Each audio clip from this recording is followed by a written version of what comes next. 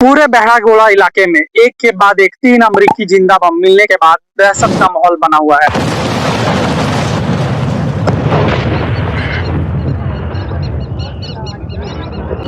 इन बमों का इतिहास क्या है? आखिर ये बम बहरागोड़ा में नदी किनारे ही क्यों मिल रहे हैं? तो आइए जानते हैं इनके इतिहास को। तो जैसा कि आप मेरे आस-पास देख सकते हैं, ये बड़ा-सा एयर स्ट्रिप है। इसी तरह के बंकर और स्टोरेज हाउस आपको धार्मनगढ़ एयर स्ट्रिप पर मिल जाएंगे। कभी ये इलाका, ये एयर स्ट्रिप ब्रिटिश और अमेरिकी फौजियों से गुलजार हुआ करता था। आज बस और कुछ नहीं, ये खंडर बन चुका है। आज से ठीक 76-77 साल पहले द्वितीय विश्व युद्ध के समय ये एयर स्ट्रिप अमेरिकी और ब्रिटिश सैनिकों द्वारा बम बरसाने के लिए और फाइटर प्लेन उतारने के लिए इस्तेमाल में लाया जाता था। उस समय जापानी जब आगे बढ़ रहे थे, भारत की सीमा की ओर बढ़ रहे थे, नागालैंड की तरफ से, तो उस समय 1942 के करीब इसे बनाया गया था। जब जापानी फोर्सेस बर्मा से भारत की ओर बढ़ रही थी, तो इसी हवाई अड्डे का इस्तेमाल उस समय ब्रिटिश और अमेरिकी फौजी करते थे। इसी हवाई अड्डे से बॉम्बर्स, ब्रिटिश बॉम्बर्स और अमेरिकी बॉम्बर्स असला बारूद और गोला बारूद लेकर उड़ते थे और जापानियों पे बॉम्ब बरसाते थे।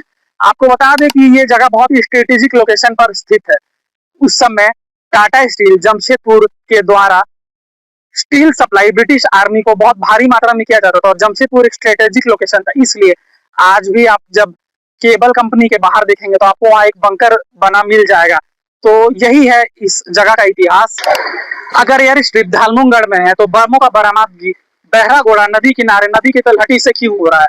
ये एक बड़ा सवाल है। इसके दो कारण हो सकते हैं। पहला कारण, ये एज अ टेस्ट बेड बम बर्षक विमान द्वारा इस्तेमाल किया जाता होगा अपने बमों की टेस्टिंग के लिए। या दूसरा कारण ये भी हो सकता है कि दूर कहीं नदी से सटा कोई बम का डिपो होगा या एम्यूनेशन स्टोरेज होगा, जिसमें कुछ बम या एम्यूनेशन छोड़कर अमेरिकी और ब्रिटिश सैनिक वापस चले गए होंगे और भूल गए होंगे और समय के साथ बाढ़ में बहकर वह नदी में बम और एम्यूनेशन मिल गए होंगे।